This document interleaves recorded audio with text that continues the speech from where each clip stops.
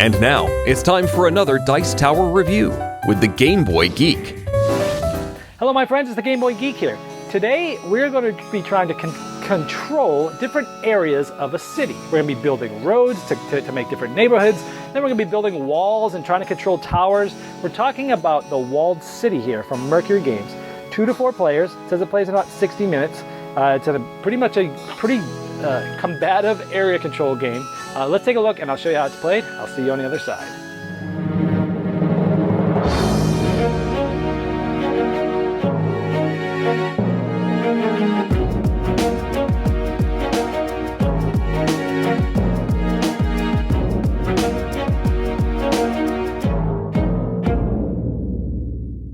All right, here we have Walled City set up. In this case for a 4-player game on the Londonderry side of the board. It's quite a random setup. Let's talk about how the game's played. This game essentially is an area control game where you'll be trying to control different areas of the Londonderry by itself and then the towers. The game is played over 2 major rounds, round 1 and round 2, and each round is made up of 4 phases. The first round, essentially, you'll be building up the roads and dissecting the different areas of the neighborhoods. And in the second round, you'll be kind of controlling the towers and building walls around the actual area. When the game is set up, all these dice are randomly picked and randomly rolled and put on some of these spots. And then there's also some of these scoring chits that are randomly flipped to +1 or -1 in certain instances. So every time you set up the game, it's going to look completely different. The first phase is the A phase, which stands for align. So everybody will align themselves by taking a card in a drafting form.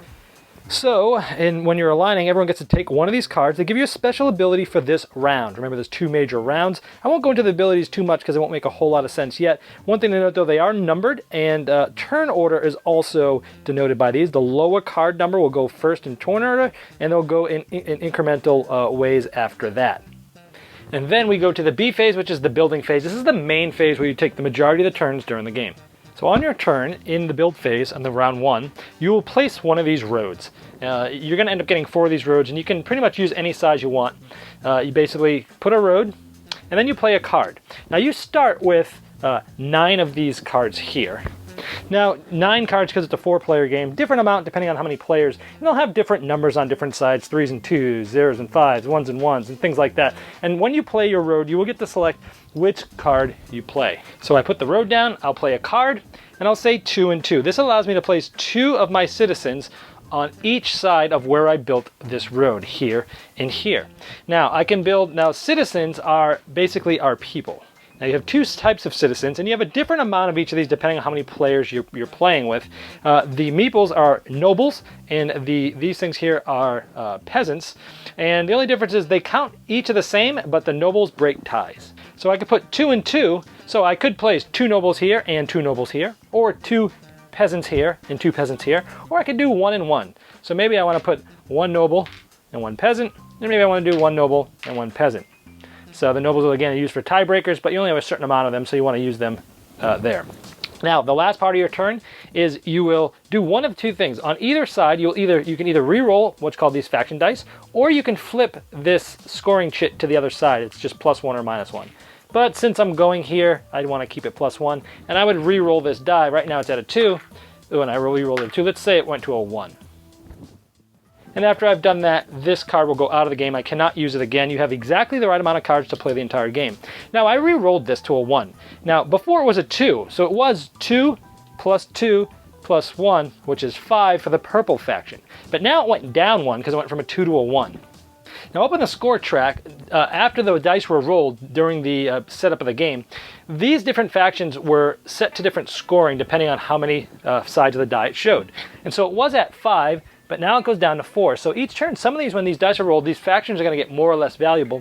And this is how many points you'll get if you control the most, have the most people in those factions at the end of the round. We'll get to that later. So your turn's very simple. You're placing a road, you're playing a card, placing your citizens, and either rolling a die or changing a chit. And everybody will do this in order. Remember, from the card number that they took, lowest to highest, they will do that 4 times in a 4-player game.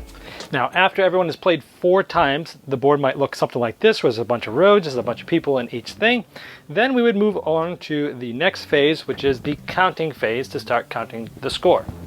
So then we go to each neighborhood and we score whoever has the most majority. Now you look at this, this is actually one big neighborhood because no road was placed there.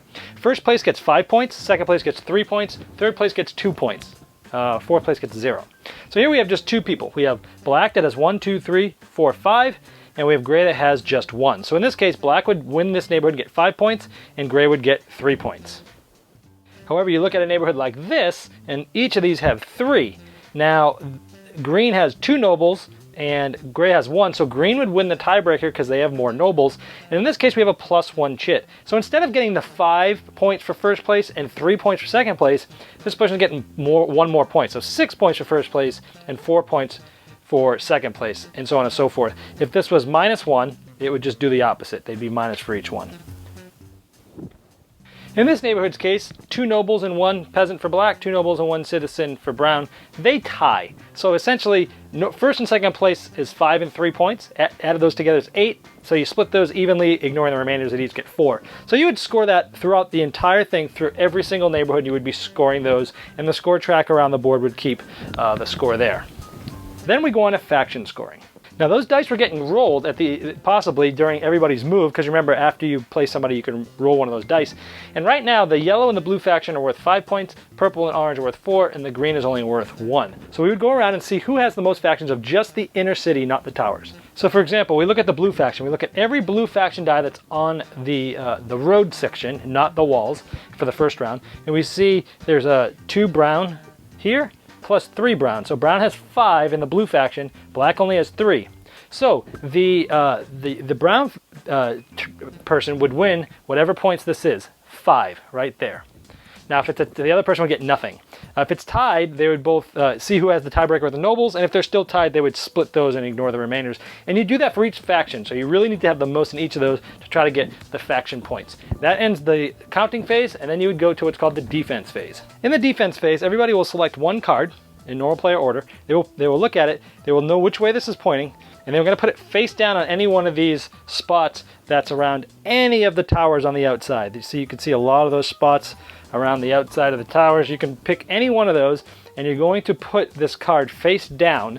Now I'm going to put it face up just to show you what it would look like. What this does is, towards the end of the game, in the next round, you're going to start claiming towers. And whoever owns this tower, as a majority of it, is going to get 4 points if this card is like this at the end. So I have guys here, and I think I'm going to be able to get them to this tower. So I'm going to place this, but again, we place it face down. Everybody will place one face down. That will end round 1. We then flip this from round 1 that shows roads to basically walls, and we start this whole phase again. Now in this 4-player game, there's 5 cards left, so there'll be 1 that isn't getting taken. And we can look at some of these now. Like, it's a one-time use, and if you don't use it during that round, you lose it. So you could build on top of a road or wall. So even though there's a road or a wall somewhere that someone's already placed, you can place one right on top of it, which is cool because you can go into an area that normally nobody could be able to go into. Or you can remove 1 peasant per opponent. So you could, if there's 4 players, you could three opponents, you could remove 3 peasants, 1 for each opponent.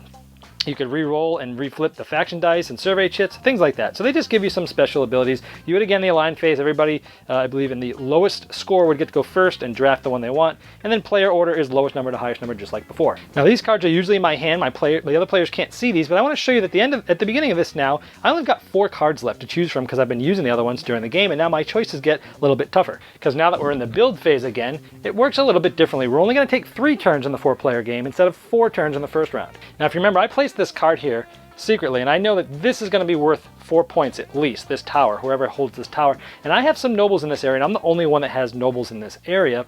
So I'm going to place a wall. So instead of placing a road, we basically place a wall. And so I'm going to place a wall here. And what this allows me to do is, now I get to play a card just like before, but let's say I play a 2 and 1. The 2 allows me to say how many people I put here. Okay, and so maybe I just do this. Maybe I do 1. I put 1 noble in there, and now I get to promote 2 nobles, and they can be from this area, and I can promote them to any of the 2 closest towers to where I put the wall, which is here and here. I can promote my own. I can promote other people's, because sometimes you can make somebody else tie or make somebody else beat somebody else that you think's in the lead. So you don't have to pick your own, which is a very interesting choice. So let's say I got 2. I'm going to promote one of my nobles here and one of my nobles over here. So that's how you play during the build phase of the second round. Everybody's going to do this 3 times. So after that, people will have all the walls built here, and there'll be people in the towers. And the first thing we do now is we're going to go to the next phase, which is the counting phase. And the first thing happens, any open wall area where there's no wall, the nobles flee and they come out of the city and they're no longer there. So all these nobles that could go out from those neighborhoods are basically escaping out of the city. Then we do the same counting again. First of all, we do the same thing we did at the end of the first round, which is we go through each of the neighborhoods and we count up each of the areas. Now, it's going to be different now because people were promoting some of these nobles up to the towers, and that changes the area control of the middle. So when you're doing that, it's hard to, you gotta think about that a lot. So we score all the neighborhoods again. Then we score whoever has the most in the faction dice, just like the first round. But before we do that, we have the last defense phase. Essentially what we're going to do is, again, we're all going to take, it's going to be our last card that we have in the game, and we're going to place it again face down on things. So I know that I'm a green guy. I have this tower class, but I'm going to want 4 points for that, so I'll put this down like this. And in a 4-player game, there'll be one spot that doesn't have a card. Or 2 of them, actually, sorry. Okay, so now that we've done that, we've done the defense, then we do the tower scoring. We would then flip over all of these cards, making sure we keep the right way so that they're actually the way they were put down. And so, for example, all those cards would get flipped over. Now, this tower would essentially get, whoever has the majority of this would get the points on each side. Now, there was no card here, so this is essentially a 0. So this tower, whoever has the most is going to get 4. Now, this is here. So the black player would get 4 points for doing this. Also, to make note is, when we were doing the faction scoring at the end of this round, we don't just use the dice that are in the middle, we were also using the dice that are on the towers now. So the orange faction wasn't just in here, it was also who had more people on these towers. So when you do the faction score in the second, you use those. So now this guy would get 4 points, the black would get 4, the second place would get the lowest of the 2 values, and in this case, this is a 0. So we look at this one, green is going to get 0 plus 4, so 4 points for holding this tower. And so on and so forth. If they're tied, they both get they're both tied, they get the most on both. And essentially, after that, you'll have everyone who have scored for the towers, and that's the end of the game. Whoever's the most points is the winner. On the back of the board, there's another way to play the game. Essentially, it's a completely different layout. It's called Borderlands. Also, there's some cards. I remember the align cards that we used at the beginning. Some of these, the green was the green side, the brown is this brown board side. This card gets used in both games, but some of the cards only get used.